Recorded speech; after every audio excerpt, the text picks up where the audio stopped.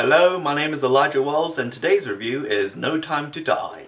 Taking place 5 years after the events of Spectre, James Bond has mostly retired into Jamaica and away from MI6 until something just came up for him after a scientist who is known to be very corrupt develops some sort of bioweapon and then gets kidnapped by Spectre.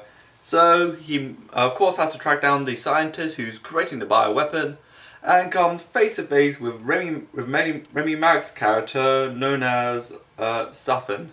Directed by Kerry Joji Kofongi, who had previously directed films like Jane Eyre and Beast of No Nations, and also is the creator of the television series True Detective, and it's also written by Fleabag writer and star Phoebe Waller-Bridge.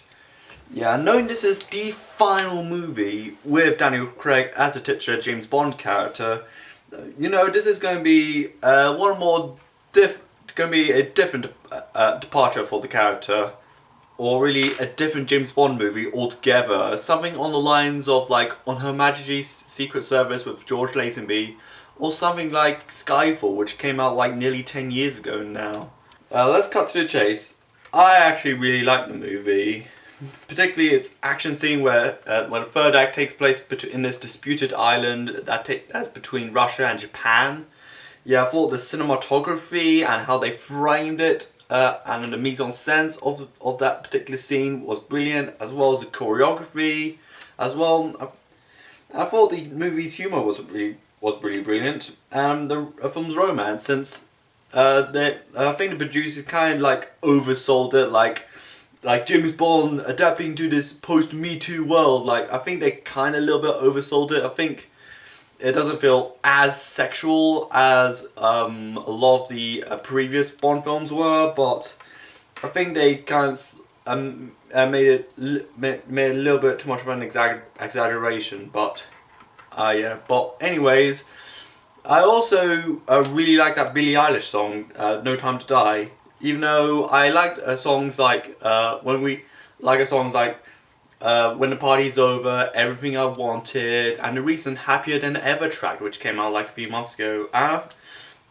And this is a definite improvement from the previous Sam Smith song, which they sounded pretty rough, and I would have preferred if Radiohead did the song, because they totally did.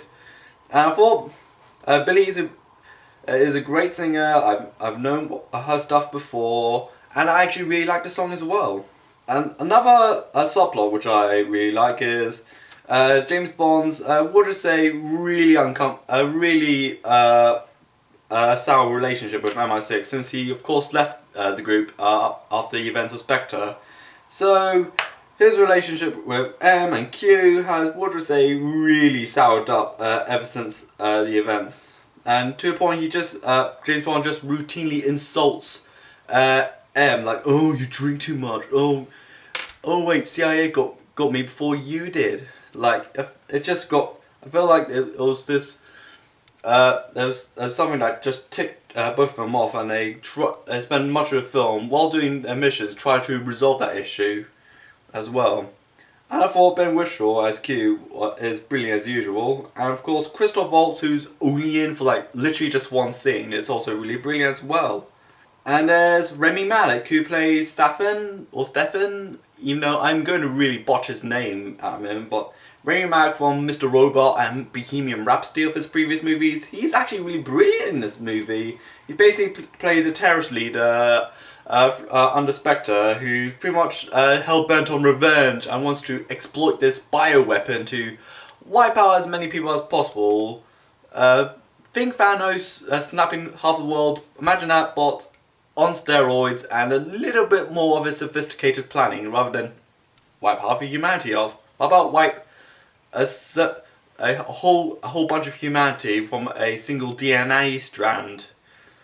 Yeah, since there's like a lot of stakes at play here, particularly that he's doing it out of revenge because his entire family were massacred, and that opening scene where he saved Madeline early on when she was a kid in the mid-90s, mainly mid-90s, because there was this little toy thing, which I forgot the name of, and there's Wallace and Gromit playing in the background, because Britain.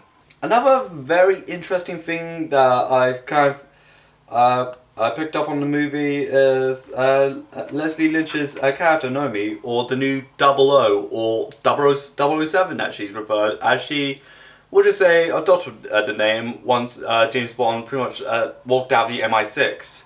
Again, although her performance is great, her action is brilliant, and she stole the scene, particularly in the Cuban shootout in Santiago.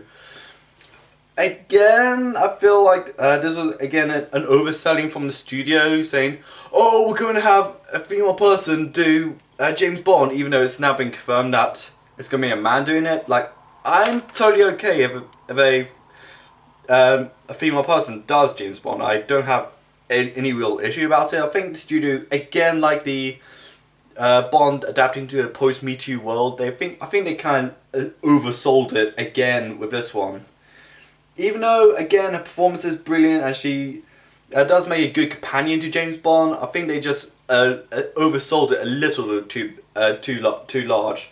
She does reassign her 007 number back to James Bond in the beginning of the third act, but again, this is kind of the studio just kind of hyping it up a little too much, even though I'm totally fine with a female James Bond, to be honest.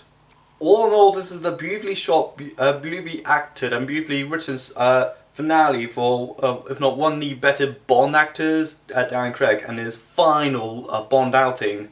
Some brilliant action, some brilliant music work by Hans Zimmer, and a story that feels more lenient and more back to the tradition of the previous Bond movies, and a great performance of Rami Malek as the film's antagonist, and Kerry Joji Fonangi, or the guy who previously did like True Detective, A Beast of No Nation, and Jane Eyre, is proved that well, and the writing of Phoebe Waller-Bridge is brilliant as well.